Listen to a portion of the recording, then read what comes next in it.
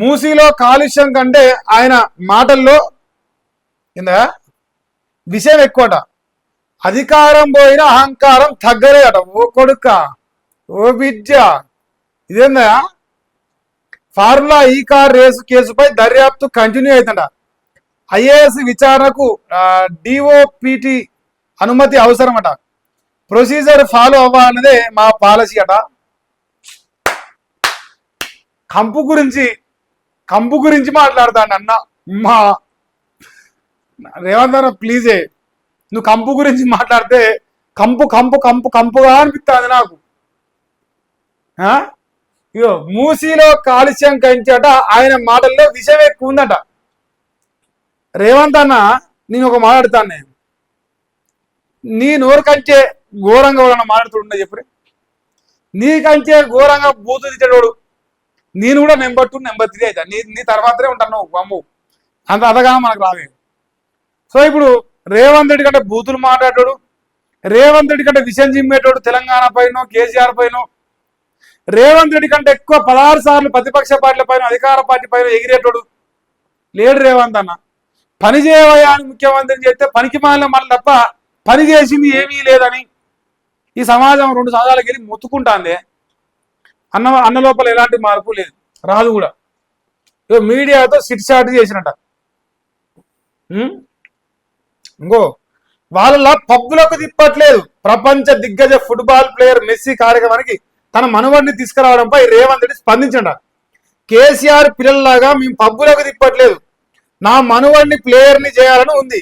ఎవరికి ఏది ఇష్టమో అది చేస్తారు, అందుకే ఫుట్బాల్ ఆడించాలని నా మనవడిని తీసుకెళ్లానని చెప్పిండు. మరి ఇదే మాట ఇప్పుడు ఇగో కేసీఆర్ మనవడిని ఆయన ఏమైనా తీసుకోవచ్చు, అధికారిక ప్రజల సొమ్ముతో చేయొద్దు అని ఓనాడు ప్రతిపక్షంలో ఉన్నప్పుడు ఏతలో మాటలు మాట్లాడినాం.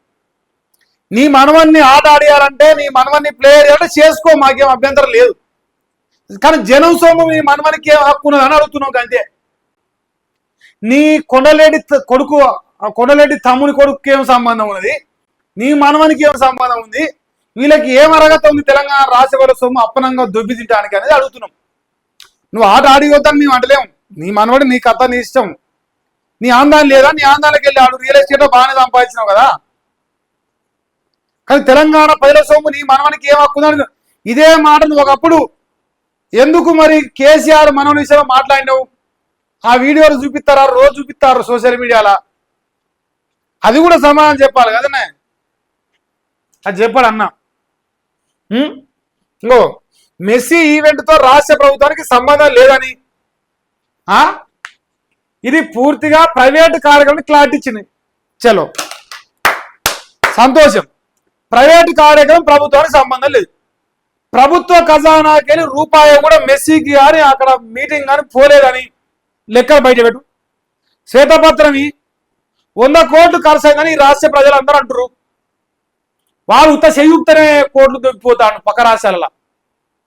మరి రూపాయి ఇయ్యలేదా? వాడు పుణ్యానికి ఏమన్నా నీ మీద ప్రేమతోనేమన్నా మెస్సీ గారికి నీ మీద లవ్ ఎక్కువ వచ్చిందా చెప్పు. మరి అది కూడా లవ్ ఎక్కువ వస్తే అరే అమ్మ రేవంత్ అంటే ప్రేమ ఎక్కువ ఉందా వచ్చిండు మన అంటాం. పైసలు ఇస్తేనే కదా వాడు వచ్చింది. మరి ఆ పైసలు లెక్కేదో బయట పెట్టు. ప్రభుత్వానికే సంబంధం లేదు, నా మనవాడిని కలిసి ఆడాడుకున్నాం అంటాను. సంతోషమే. తెలంగాణ ప్రజల రూపాయి ఖర్చు పెట్టలేదని చెప్పేసి శ్వేతపత్రం ఆడ జరిగిన లెక్క మొత్తం